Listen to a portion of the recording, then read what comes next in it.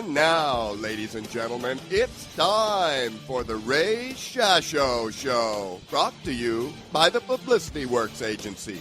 Each week, Ray spotlights in-depth interviews with legendary and up-and-coming authors and music artists. Ray also features the movers and the shakers of the music and publishing industries and suggests important methods for getting the most out of your public relations and marketing needs.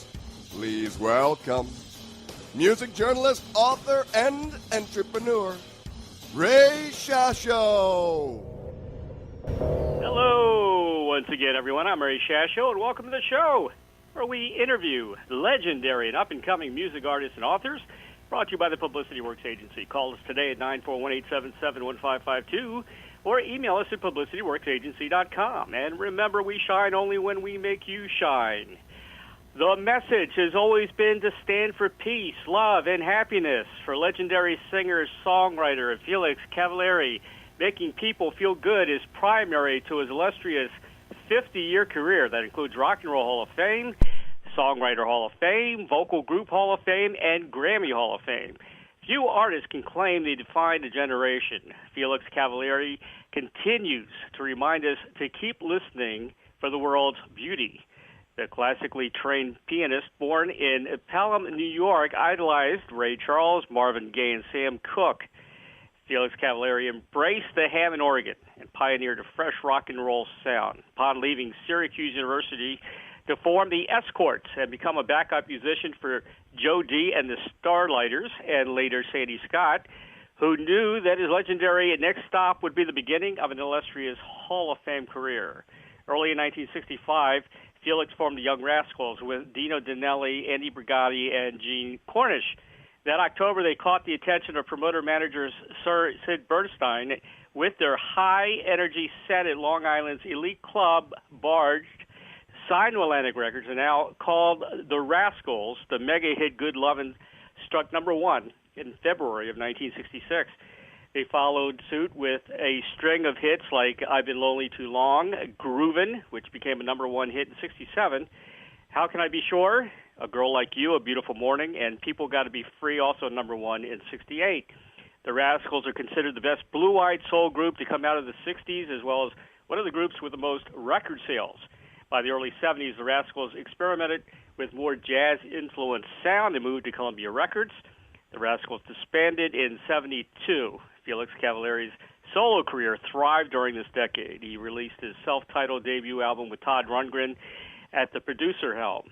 His follow-up albums were Destiny in 74, Castles in the Air in 1975 and 79.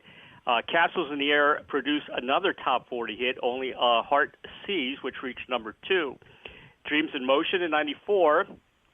And in 2008, he collaborated with Stax guitar legend Steve Cropper on the Grammy-nominated Nudge It Up a Notch. And again in 2010 with Midnight Flyer. Felix Cavaliere calls Nashville home base, where he's constantly collaborating and writing new material. He's also finishing his memoir and has an active tour schedule with Felix Cavaliere's Rascals. Visit FelixCavaliereMusic.com for further information and tour information. The Rascals have generated 18 top 40 hits, 5 top 10 hits, 3 number one mega hits. Their hits include Groovin', Good Lovin', Beautiful Morning, How Can I Be Sure, and People Gotta Be Free. Felix Cavaliere is the king of blue-eyed soul. His songs help define a generation. He is a member of the Rock and Roll Hall of Fame, Grammy Hall of Fame, Songwriters Hall of Fame, Vocal Group Hall of Fame. Some people may not realize it, but the Rascals were the first rock band in the world, says Stephen Van Sant. Please welcome singer, songwriter, musician, record producer, and Rock and Roll Hall of Famer Felix Cavaliere to the Ray Shasho Show. Hey, Felix. How are you? I'm doing good, man. Well, can you believe it's been 50 years of music? That was very nice. Thank you. You deserve all the praise in the world, man. You know, I was a top 40 DJ back in the late 70s. I really appreciate top 40 music. And, you know, my hat goes off to you, man. You and the band were incredible. Hit after hit. Well, thank you. We had a great time, too, man. That's really important to note, you know. Well, that's the main thing. If you're having a good time, everything works out. If you're under pressure all the time. Were you guys under pressure at all back then? Time to time, like Following Good Lovin' was a very pressure-filled situation because after that we really wanted to write our own songs.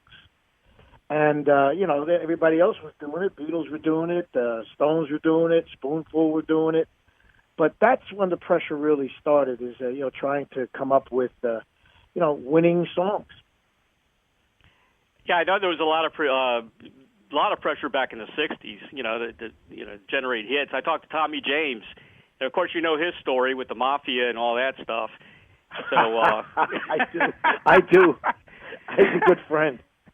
He's a good guy. I've interviewed Absolutely. Tommy many times, and the story's incredible. It really is. And yes, I guess there was a lot of record companies like that back then, right? Well, like I said, the business came from a whole different beginning, than it is obviously today. It was it was like a garage type of industry until Woodstock came along, and then the corporations took real note, and they started coming and buy properties and buy these little small companies that were like, out of Chicago and, like BJ and Chet. They were little mom and pop things then in those days, Right.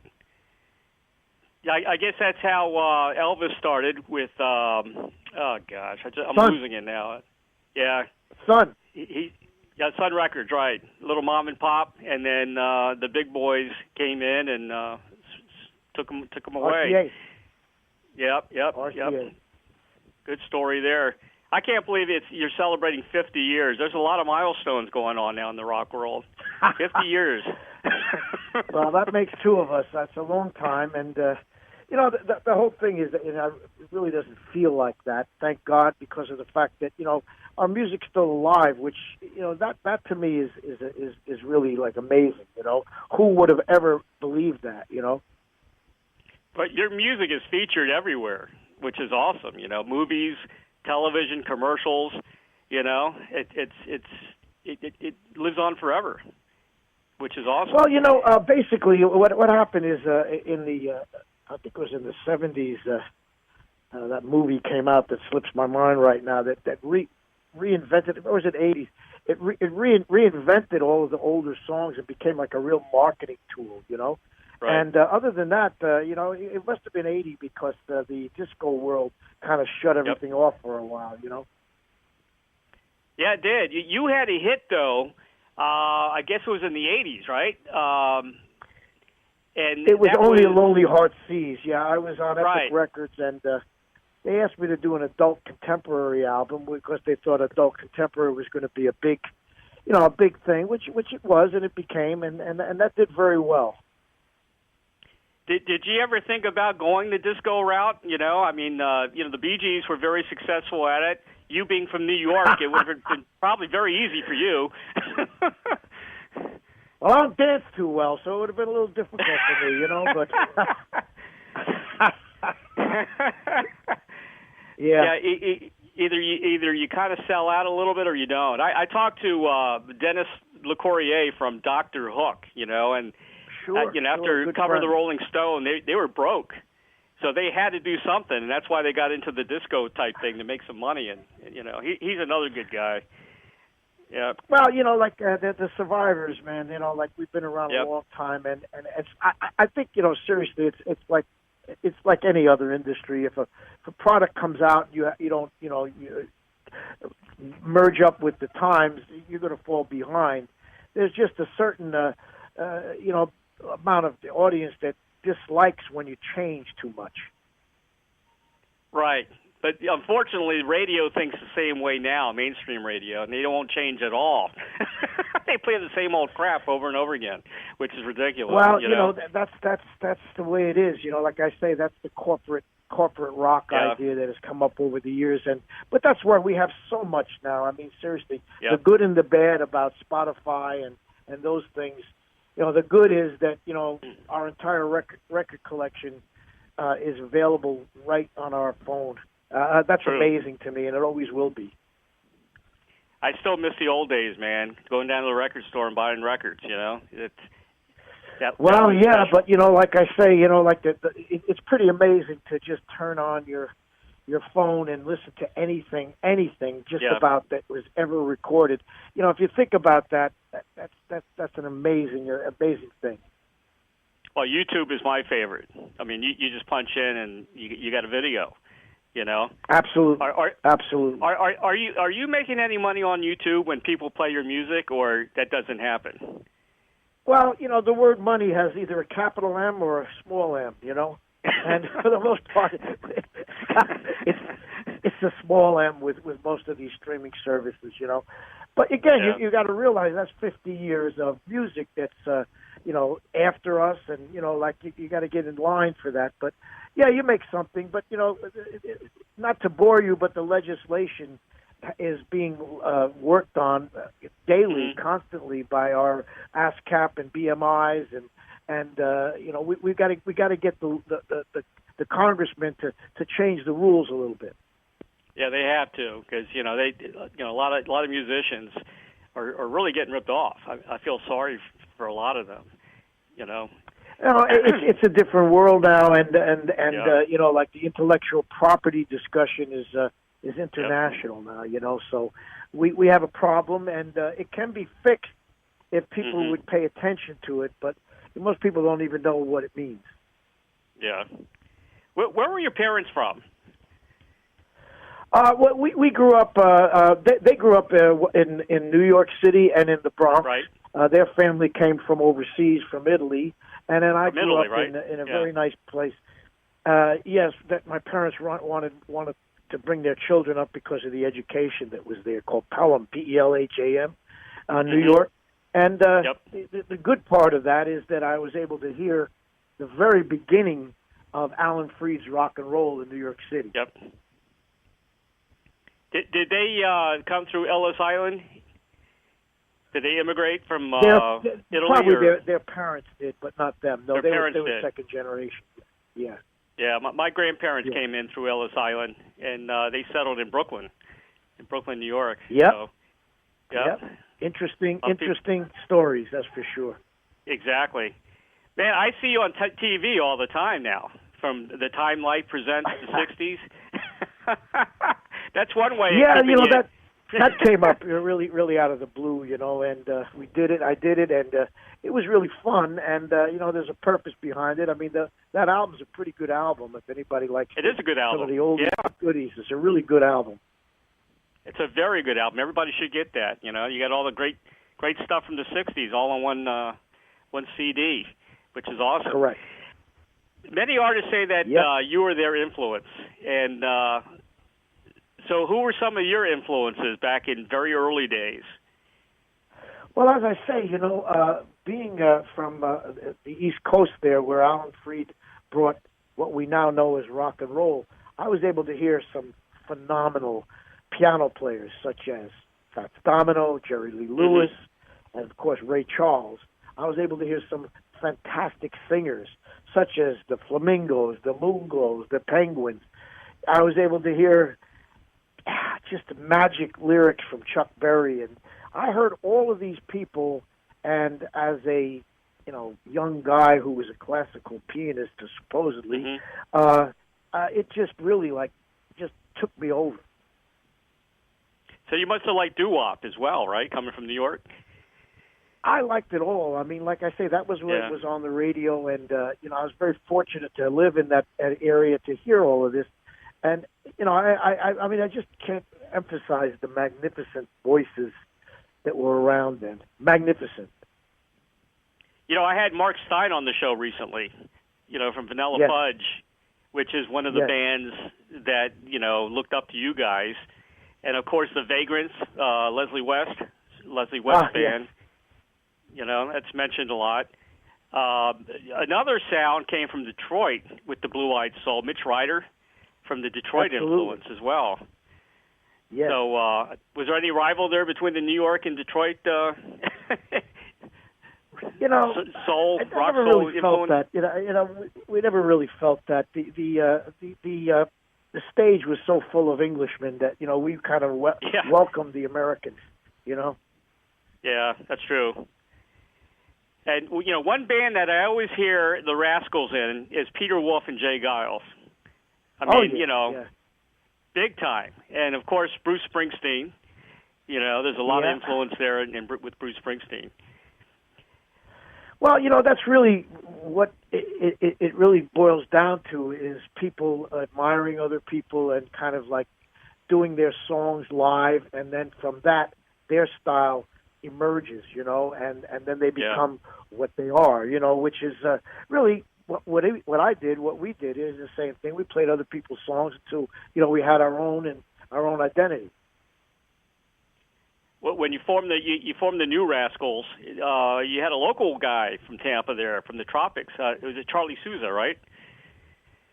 That wasn't me. That was the other guys. That was Dino and Gene. They did New Rascals. I've always been a Felix they did the New Rascals. Rascals. Okay. Yeah, they did that. I mean, unfortunately, that's one of the stories about groups. When they split up, they have to figure out how they're going to identify themselves, which is kind of I don't know. It's just kind of silly, but that's what it is. Yeah, it happens all the time now. When you have one guy in the band left from the original, and he's the drummer, and he doesn't sing, or he's not the singer and songwriter. I mean, that sometimes gets. When I mentioned Rare Earth, which was one of my favorite bands, and I know Peter Rivera, and it just it hurts me when Rivera goes on the road without Peter Rivera. I mean, to me, he was Rare Earth. It's almost like Mark Farner as well. How they're not with the band anymore. And, I really, I tell you, that's the strangest thing, because like in the old days, there were groups that that the actual record company owned their names, like the Coasters and the Drifters and the Temptations, so they could mix and match whoever they wanted in that. So basically, it's the public. I mean, if they're satisfied, fine, and if they're not satisfied, and then you've got this type of tribute bands that are out there now, which is the weirdest thing I've ever seen in my life, because when you know these guys and you know who they were, and then all of a sudden you look up, you see these clones. It's like, okay, what's that about? It's the holograms I'm worried about. The holograms are going to also. No, that's next, right? Yeah, that's next. The holograms. Yes. Welcome, the Rascals. And then you got the hologram. What year is this? Oh, I see. It's the 100-year mark. Gotcha. Yeah, the 100-year mark. Yeah. I loved thinking about that. I loved your Broadway show, man. That was awesome. Well, thank you. That was good. We had a good time. It was fun, and it ended a little prematurely, but like I say, it was quite an endeavor that they took upon themselves to do, and I don't know that it'll happen again, because it was really huge. Now, why did it end early? Well, I mean, seriously, it ran its course because, it was a very expensive show to produce. Yeah. And I think that was the real problem with it, is that it was fine when we did it on Broadway, but when we took it to the rest of the country, it was overwhelming in terms of like the cost of the production. We had 22 people on the road, Wow. And the contrast between that and 50 years ago, we had 2 people on the road, I mean, we had the guy on the left of the stage and the guy on the right of the stage. That was it. So from that to 22 with buses and trucks, it was a little bit too difficult to reproduce. Yeah, way too expensive. Yeah. Well, that's the thing. I mean, this is a business, whether we like it or not, and, when you get ticket prices up to a certain point, the people are going to rebel. They're going to say, wait a second, this is my monthly budget for, entertainment for the year. That's not a good idea. But, it's the original Rascals. Why not? I'll pay it. Yeah. It's worth it. Well, it was the original Rascals plus an immense stage production. Really immense. I mean, we had a 50-foot screen. And, as I say, I wasn't promoting it. I wasn't the promoter. But, it was expensive. Let's just leave it at that, because it was. Yeah. But what was it like working for the legendary Steve Bernstein? people know Bernstein was worked with the Beatles, the Stones, Herman's Hermits, Moody Blues, the Kinks. I mean, that had to have been, just the right person. Sid Bernstein. Well, I'll tell you, Sid was a lovely, lovely man, and he was a person who could see people's tastes coming, in the future. Right. The Beatles, of course, he saw.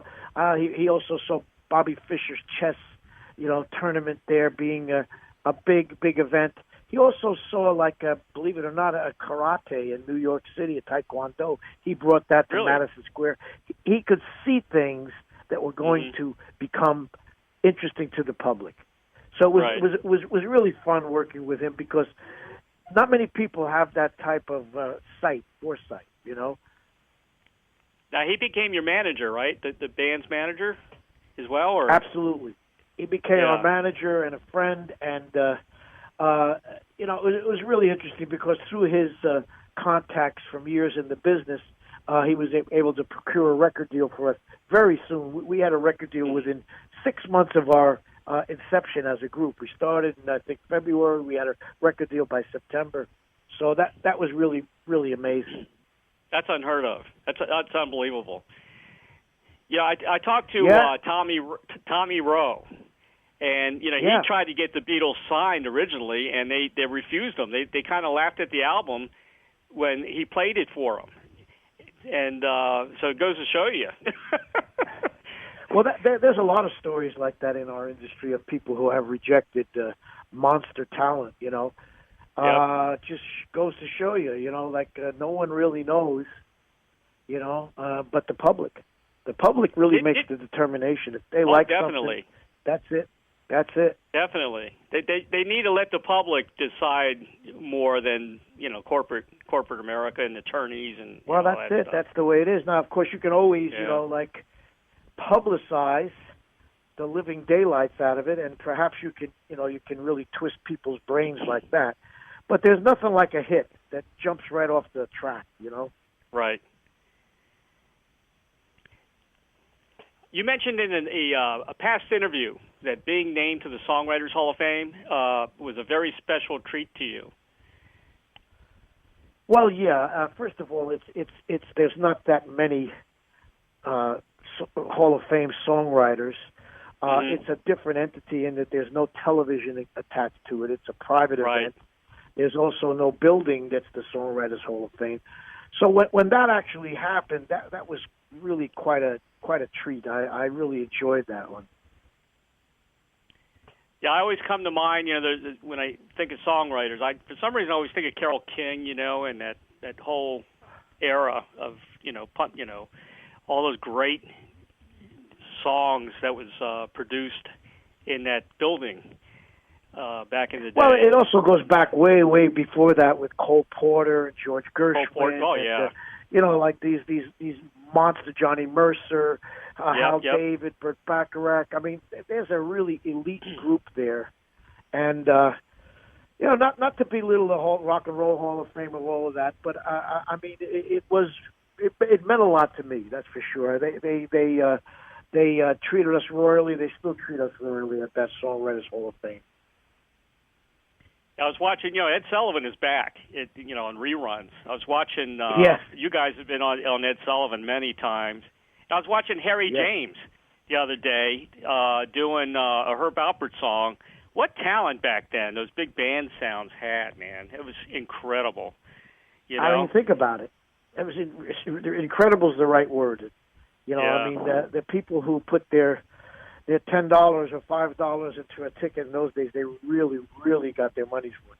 And the interesting thing is, with all due respect to the visual part of our industry and all the dancers, they were listening to music the whole time. Yeah. That was all music and great music.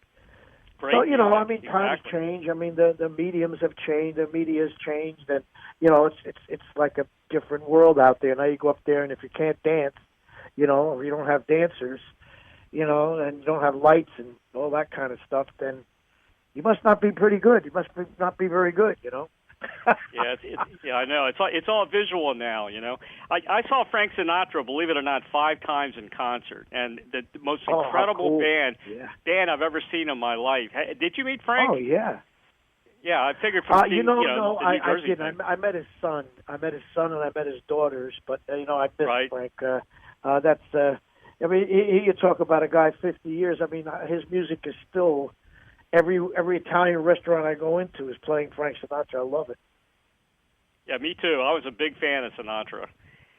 And I was fortunate to interview Trini Lopez, who was on the Reprise label, and Frank helped him along. Yep. And he had some, yeah, great I stories met well. Trini many years ago, and Yep. that's one of the nice things about being around as long as I've been around. I've met a lot of really great people and their talent, and it's something that I will always remember is meeting some of these legends. Well, you're working on a memoir. When is that going to be completed?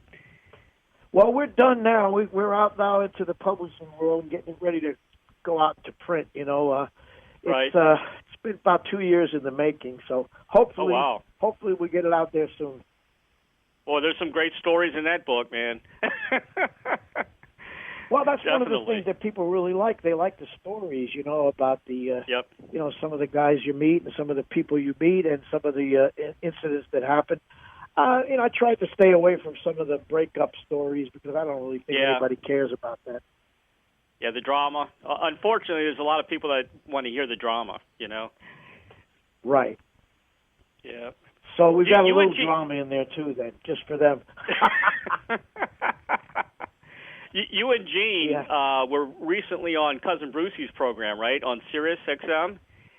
Right. And you shared some big news. What was the big news? Well, basically, we're trying to put another Rascal tour together, and Awesome. He really wants to do it. I really want to do it. The other guys are kind of tied up. Eddie's doing a solo show. He's really not interested, and Dino seems to be a painter these days. He's not that interested. Really? Huh. So we decided to go and kind of put together a little bit of a super group with Carmine Appice from Vanilla Fudge, Cactus, and we're still working on getting some other kind of people. We want to make it an exciting thing, and it's the Rascals music, and basically that's what that's all about. And we're getting ready to go out again. It all came about because of fans out primarily in Hawaii. That when I did a show out there, they just really begged us. They begged me. I said, "Can you do it again? Can you put together the guys?" And I said, "Well, if you look at the clock on the wall, we better do it fast." That's true.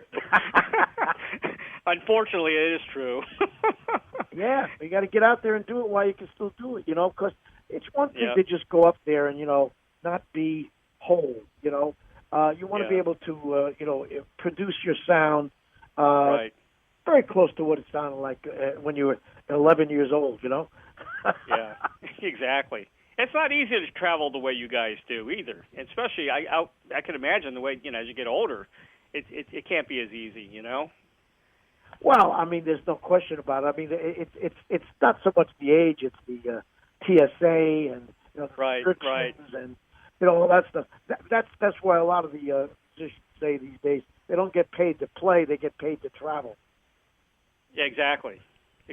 Yep. Well, I love Carmine. I've had him on the show and I've met him. Oh, great. Yeah, and that's going to be a great show. Carmine is so talented, man. He did a lot with Rod Stewart. Did a lot of songwriting with Rod Stewart. But you guys have, coming up April 5th, you're going to be at the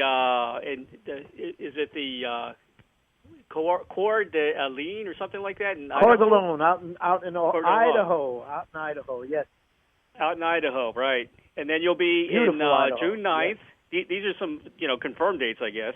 You'll be in Indiana at the Memorial Opera House. Correct.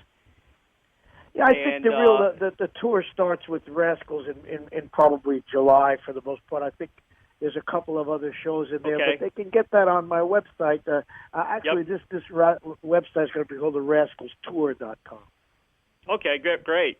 And of course, you got the Malt Shop Memories cruise that is that something you do all? Yes, every I year? do. There's a lot of people on that for that show. We just, and you know, basically the people that are on that show, they don't do like a whole hour. You know, they do probably 5 songs. That's what I'm thinking. You know, because you'll be on the boat forever. You know. Yeah, it's Woodstock on the high seas. Yeah, I just came off of a Flower Power cruise, and you know, Yep. that was fun. They do that in 2 shifts of 3 days. And the Peter Noon was on it. Mark Lindsay was on that. See who else was that? Mickey Dolenz was on that. Family Stone was on that. Grassroots.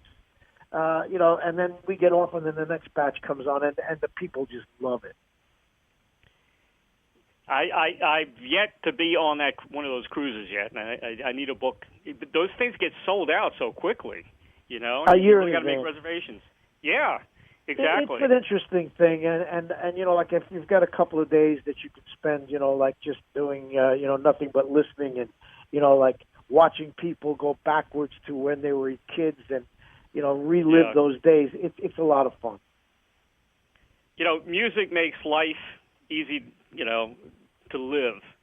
Without music, I would have never made it throughout these years, man. I mean, honestly, that's what makes I think peace, really that's a universal it thing, is. whether people realize it or not. If you take that out of our lives, you're going to be really missing like a real positive energy of healing.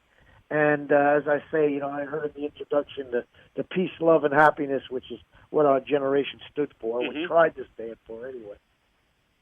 I talked to Dave Mason, and he had vets come up to him and thank him because they used to listen to music in the foxholes during the Vietnam era.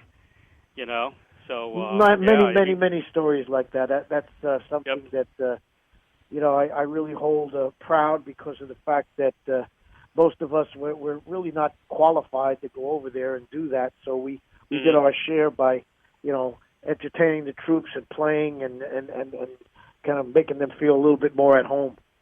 Right. Yeah, they're very appreciative too, I'm sure.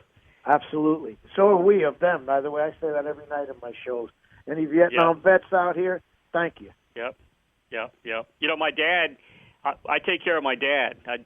Actually, we live in the same house together. He's 93, World War II vet from the Marines. He went to Okinawa, Saipan. You know, he was. You don't get too many World War II vets anymore. Wow. Not too many of them around. Good for you, man. That's a treat. You know, that's really a treat. Yes, it is. I want to say belated congratulations to you first on the induction on the Hammond Hall of Fame, which is awesome. They got a great list of people there. I know Keith Emerson's in there. I was fortunate to interview Keith before he passed away. Yes. Also, congratulations on being honored at the 40th annual Why Hunger Chapin Awards Gala, which is Harry cool. Chapin and I guess, Award. Yeah, that was nice as well. And yeah, you know, like I say, it's really nice to have people like give you these wonderful gifts. You know, but seriously, when you start talking about some of these vets that were kept alive and kept happy because of the music, that's worth everything. Let me tell you. Right.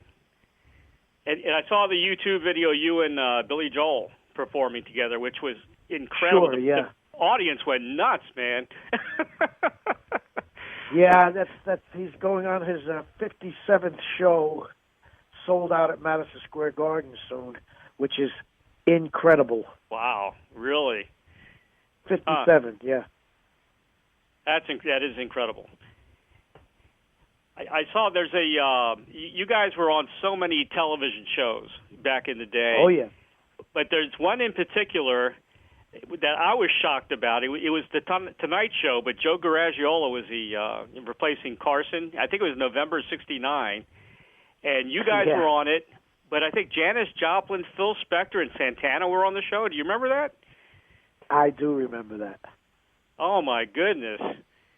What a show that had been. I remember that. Yeah, Santana was just coming up at that point, you know, and it was an interesting night. You know, Janis was her usual self, you know, and it was, you know, it was interesting. I mean, rock and roll on TV in those late nights has always been kind kind of interesting for me because nowadays it's a lot more taped. But in those days, a lot of the stuff was live, you know, and you really had a difficult time sounding good, you know. Exactly. It was a little difficult. I know that Jimi Hendrix actually walked off because he scared him to death with the volume of his amps. So he just went home, you know. Jesse, you know, the Youngbloods walked off the Carson show because they wanted to play something different instead of just their hit. I talked to Jesse. I know Jesse, Colin Young, real good. And, oh, really? I think they're the only ones that really walked off. Yeah, I understand both sides of that story, you know, but you know, they're there for one reason. They're there for ratings, you know, and they're there for public. You know, they're not there for any kind of advancement of music. You know, that's the way it is. Yeah, that's the way it is. Yeah, exactly. You know, Tommy James was telling me, I don't know if this is true or not. He's a character, but he was saying that he thought Ed Sullivan was drunk half the time. Really? That's what he told me. Yeah. I guess when he was a kind of a very staid individual. He really had a little bit of difficulty identifying with the younger generation, you know, because you know, he really paid more attention to the older, you know, comedians and you know, people from, you know, his youth. You know, he had to put us on, so to speak. You know, he really didn't enjoy the music. You know. Yeah, he mispronounced so many people on that show. Yeah, he was a tough guy, you know what I'm saying, to work for, because he wasn't actually he didn't seem to be a very joyful man, you know. Yeah. They called him Stoneface. I think that was his nickname or something. Old Stoneface. Yeah, but he helped us out a lot. I mean, especially at the beginning of our career, we got a lot of exposure there, and everybody saw it.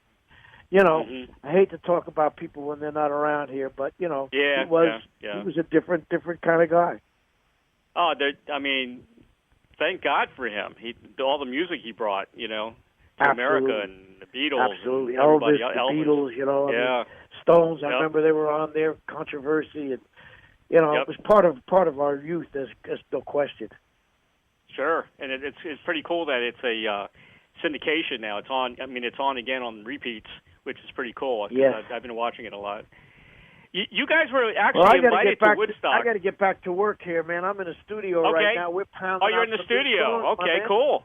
Yeah, we're in the studio, and I'm hoping we have enough on there to. I think we do. Show. I think we do. Give me a call again sometime, and we can do as much as you like. You know. Sure. Keep in touch, man. I want to know all about the memoir and all your projects and the tour with you know. The tour you're going to have, I guess, coming up in July, right, with Carmine? Is the one with Carmine? Pretty much, yeah. I will do that. Yeah. I'll have Melissa make sure that she contacts you, because, you know, obviously you interview a lot of people, and, you know, we can continue this, and I'm sorry to interrupt, but like I say, that's okay. They're giving me these ugly signs in the room there. I'm due for work. Felix, thank you, man, for being on the show and all the great music, and looking forward to more shows and, of course, your memoir. Thank you so much, Felix. And I hope I run into you one of these days at one of those shows. Please do. That'll be great. I look forward to that. All right, Ray. Thank you, man. I appreciate your time. Thank you, Felix. Take care, man. See you. For more information about Felix Cavaliere and the Rascals, visit www.felixcavalieremusic.com. He's on Facebook, www.facebook.com/Felix Cavaliere Rascals, Cavaliere's Rascals, and also on Twitter, twitter.com/Felix Cavaliere. Very special thanks to Melissa of Moxie Publicity for arranging this interview with Felix, and, of course, the dynamic duo of Doug and Don Newsom of BBS Radio for making the magic happen for each and every broadcast of The Ray Shasho Show. If you have comments or suggestions, or you'd like to be on the show, contact me at theraysashoshow@gmail.com. Don't forget to purchase a copy of my book entitled Check the G's, The True Story of an Eclectic American Family and Their Wacky Family Business, or the second edition, Wacky Shenanigans on F Street, Proud to be Politically Incorrect. in Washington, D.C., available now at Amazon.com. I promise you will live it. Have a great week, everybody. Thank you, everybody, for listening to the Ray Shasho Show, brought to you by the Publicity Works Agency. Call 941-877-1552 or visit us at publicityworksagency.com, specializing in author and music artist publicity plans. We shine when we make you shine. Join Ray Shasho every Monday at 3 p.m. Pacific, 6 p.m. Eastern on PBS Radio, Station 1.